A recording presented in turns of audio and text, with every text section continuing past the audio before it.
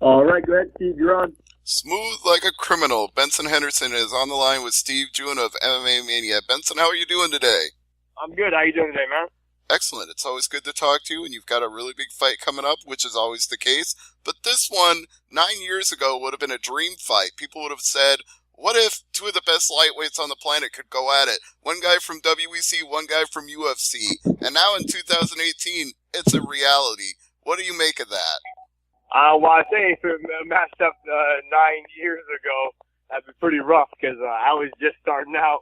I've been fighting for 10 years now. I remember watching Roger Horta and his freaking who was he fighting? He had that great slugfest. It was like fight of the decade, fight of the year, whatever it was. Clay Guida, probably. I love that Clay Guida. Guida, yeah. And that's what got him the SI cover too, right? Yeah, I think I was just barely starting. Maybe I might have been still in college or just barely starting out. So I think he would have beat the tar out of me then. So I'm glad it took 9 years to let me grow my skill set and get good and stuff. So now I think the timing's perfect. 9 years ago when I was just starting out, it was a rough night for me. I wouldn't say too rough, though, because 9 years ago you were rolling through guys like Donald Cerrone, and you were doing pretty good in your own right. I was doing all right. You know, but I'm glad I was able to. I think my skill set has definitely grown to the point where it should be a much more fun night for me now.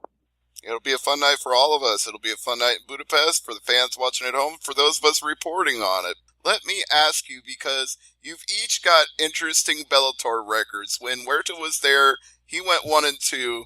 And not to be a downer or anything, but you're currently 1-3 in Bellator. Still a legend, no doubt about it. But who needs this win more? I think we both need this win. I'm coming off 2 losses in a row, right? That's a weird spot for me. I think it's only ever happened once in my career before. I hope it never happens again. But I think I would say I need it for sure bad. You know, I think he needs it for sure bad. I know he's all in with his chips on not signing a long-term deal, but taking a one-fight deal from some of the headlines I've read, taking a one-fight deal so that he can get a bigger multi-fight contract. That's a gamble right there. You know, I'm a big fan of taking those gambles and working your butt off and making sure you always bet on yourself. That's exactly what he's doing. So I think it's a big fight for both of us that we both need to have, and that's what's going to make it so fun, so interesting, so you know, like as cliche as it is, but such a fun fight for the fans to see, to watch, because we both need this. We both got to have it, so we're both selling out for it. Speaking of gambling, what led you to roll the dice on this fight? Because a month ago, we didn't even know it was happening. This wasn't the original main event for the card. Well, for me, this has been the longest layoff of my career. Besides when I had ACL surgery 2 years ago, this was the longest layoff of my career. I hadn't had a fight since freaking, you know, forever, like a long time. So I'm excited just to get back in there. They threw me a couple of names and said, hey, you know, we got this guy, our original main event, whatever his name was hurt, injured and stuff. So like, oh yeah, that's what I'm here for. You guys signed me for big name fights and for short notice fights. That was part of our thing. You guys know I'm always good for short notice. So they hit me up with a couple different names, Derek Anderson, Brandon Gertz, Mike Chandler, this date in Budapest or this date in St. Louis and this and that. I said yes to everybody. Like, oh, Derek Anderson? Sure, yeah, let's do it. Sign me up. Brandon Gertz? Yeah, sure, no problem. Let's do it. Sign me up. Michael Chandler? Sure, no problem. Let's do it. But ended up being Roger Horta, big name, you know, like you said. So I again said yes, sure, no problem. Mike Hogan, I don't care, man. You know me. Let's just get it done. Sign me up. I want to fight. Were you surprised, though, that it didn't end up being Chandler, considering you two had such a spectacular war, and it was a split decision to boot? I feel like there are unsettled issues that a rematch could have really addressed. I think so, too. I am fully of that same mindset, good sir. I think I definitely get my hands on him again. But I think it was his choice on his opponents, and, you know, he chose who he chose, so... They asked me. I said yes. Well, you know, I'm game for it. But it is what it is. 1 second. I got to order some Starbucks for my wife. 1 second. All right. Could I please get a iced caramel macchiato, please? What's that? I'll do a grande on that, please. Okay. And then can I get a sausage and cheddar breakfast sandwich? Can I get 2 of those, please? Sausage and cheddar? Yes, please. Okay. Give me 1 second. Let me just make sure we have them. Oh, thank you. Looks like we do, so let me get that in the oven for you. Thank you. And then anything else? Yeah, I'll do a spinach and feta cage-free egg white wrap, please. We're actually out of the rack. Okay. I will do a double smoked bacon and cheddar breakfast sandwich, please. I'm really going to make you that because we're out of the double smoke too. I have bacon tuna, gluten-free, the sausage and cheddar, the reduced fat turkey. Do you have the chicken caprese panini? Yeah, chicken free? Yes, please. You would like those? Yes, please. All right. You get this going in the oven for you. Thank you. Well, and then you need anything else? Yeah, I'll do a chocolate croissant warmed up, please, and a banana nut bread warmed up, please. All right, go ahead and give me 1 second. Yep. All right, so chocolate croissant warmed up, and then did you want the banana nut bread warmed up as well? Yes, please. All right, give me 1 second. Yep.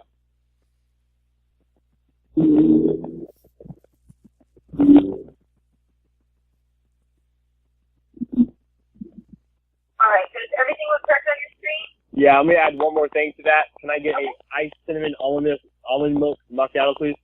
Grande. All right, and anything else? That should be it. All right, so as long as everything looks good on the screen, you're all set for $27.80. Oh, 2 of the sausage and cheddar sandwiches. That should be it. Sure, we can add another sausage and cheddar. Yep, thank you. No problem. $31.55. Hey, sorry about that.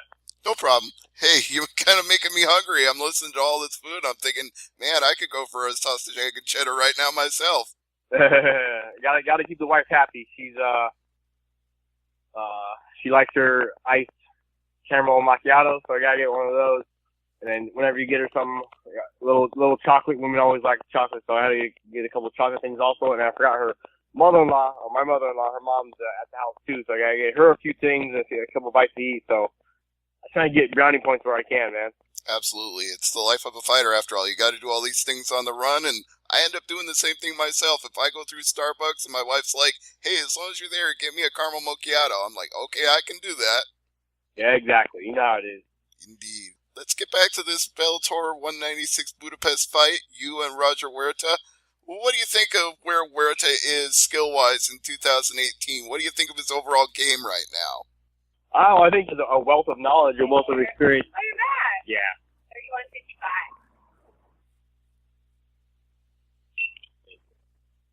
$31.55. I think he has a wealth of knowledge, a wealth of experience. I think he's, really good in that sense.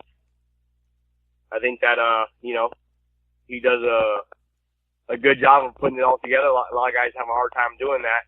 He does a good job of that, putting it all together.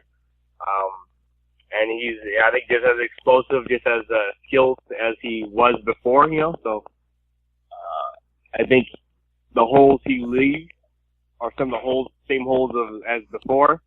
It's going to be my job to make sure I capitalize on those holes that he leaves open and take advantage of them. Did you get a chance to find any of those holes by watching his fights in One Fighting? Because that's an organization I've been getting up to speed on the last couple of years, and they put on some really great cards. They do. ONE FC, I think, is a great organization. I was in talks with them before. And I think they do a great job. I think ONE FC does a great job.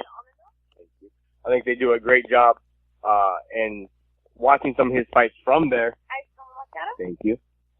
Watching some of his fights from there, is definitely able to. Watching some of his fights from there, I was definitely able to pick up a few things. But I watch his fights most like just one time through, to get a feel for how he moves. Just watch, get eyeballs on him, watch how he moves, get a feel for him. But my coaches are the ones, John Crouch, my head MMA coach at the MMA Lab, and then Coach Eddie Chaw, the head stand-up coach at the MMA Lab.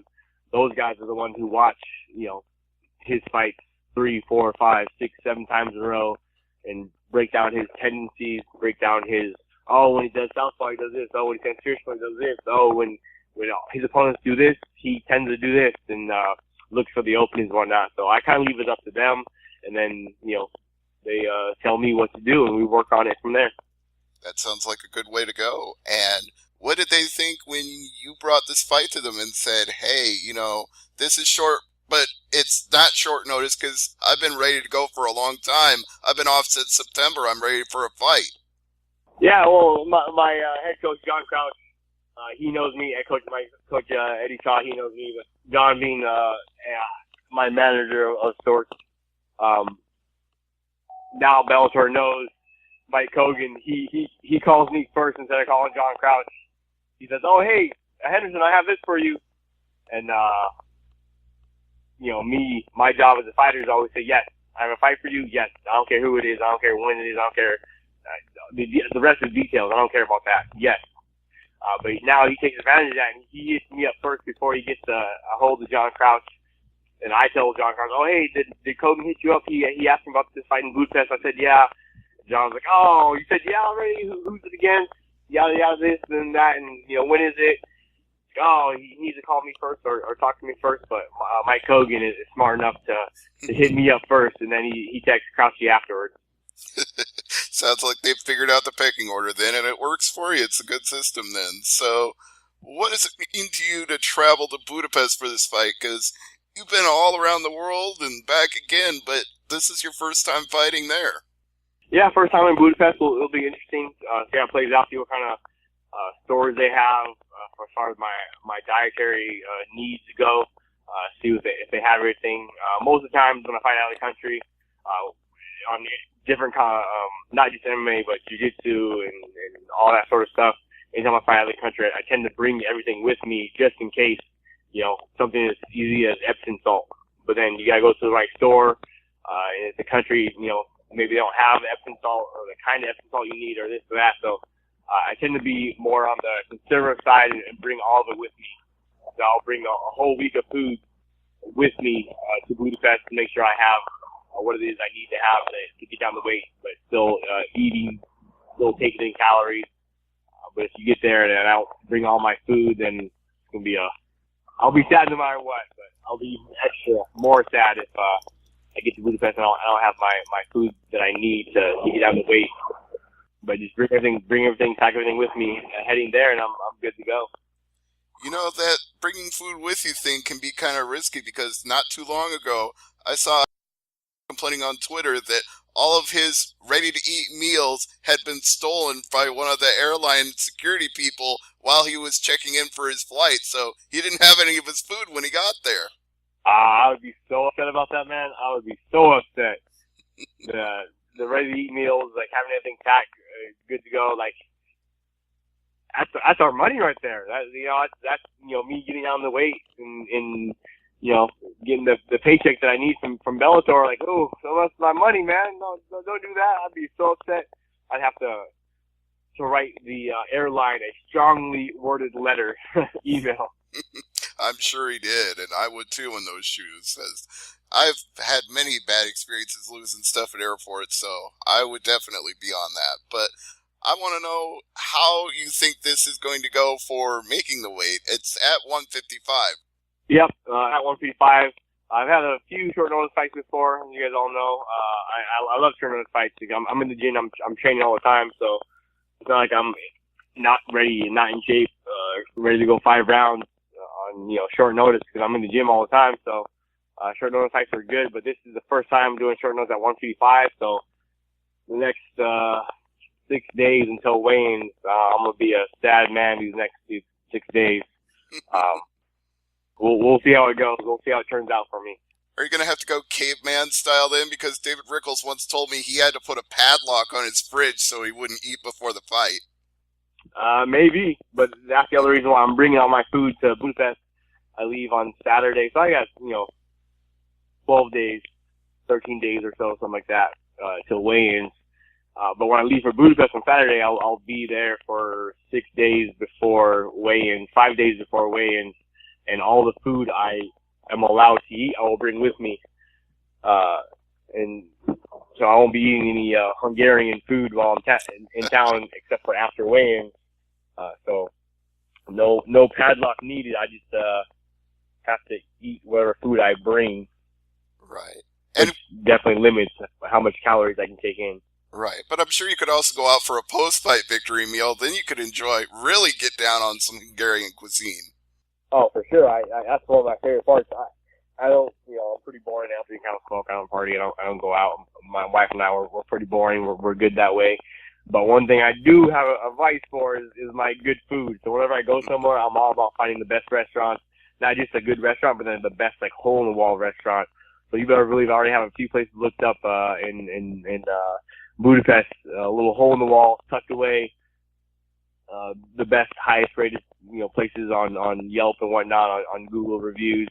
And I'm going to find a couple places open late after fight night and, get nice and fat and happy after the post-fight celebration. That just flashed back a memory to me of seeing you backstage at the UFC fight in Chicago with Josh Thompson, and I have never seen somebody so happy to have a slice of pizza in their hand. It was like, oh yeah, the fight's over, you won, you can be fat and happy now. In Chicago too, man. Chicago deep dish pizza. Dude. Yeah. I'm looking forward to that because I'm going to the Bellator show there next month with Frank Mir and Fedor, so hopefully I can get a slice in before the fight. You better, man.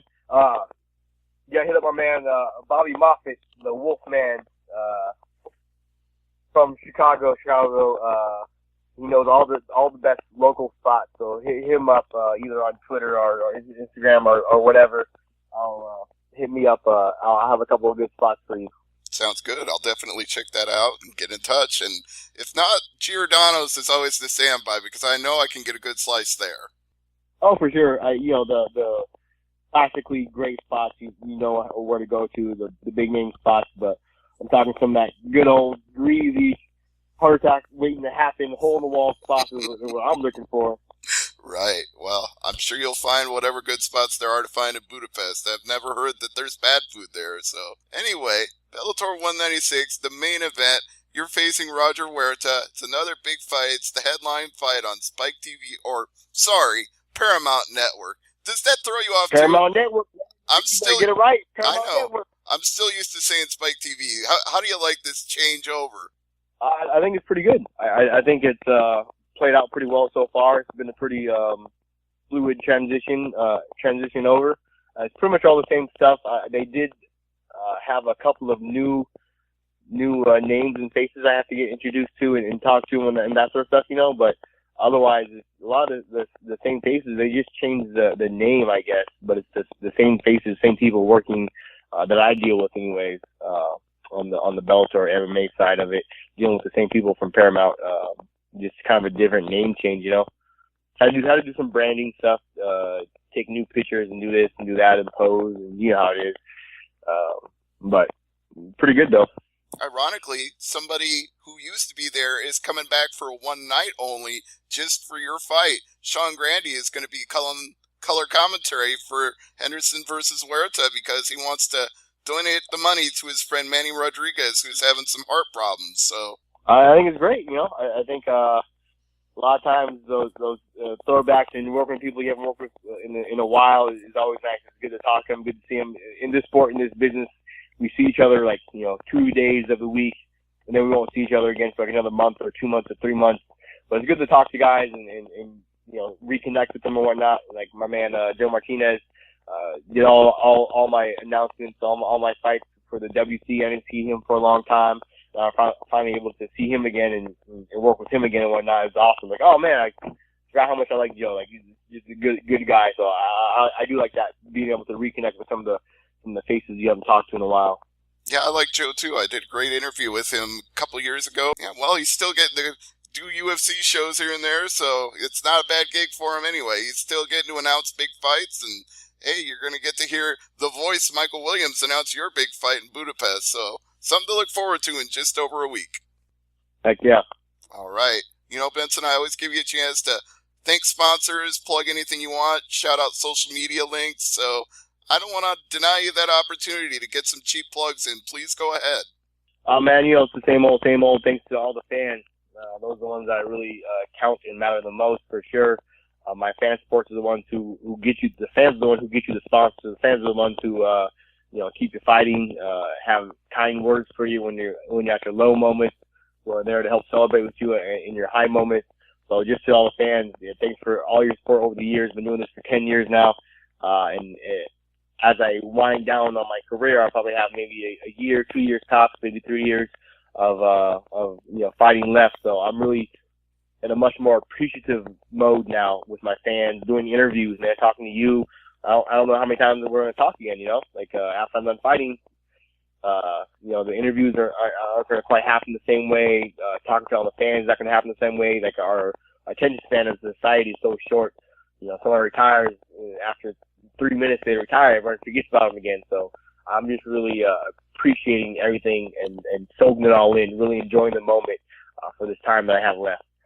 Well, I hope one way or another in this sport we're going to continue to talk and hear from you and see you around for many more years to come. Even if you're not fighting, I have a feeling that won't be the last we see of Smooth Benson Henderson. No, man, I'm going to keep going as hard as I can for the short time I have left, for sure. All right. Well, we'll look forward to Budapest, and we'll look forward to whatever comes next after that. It's always a pleasure, Ben. Thank you so much. No, thank you, man. I appreciate your time. You bet. And thank you, Dan, as well.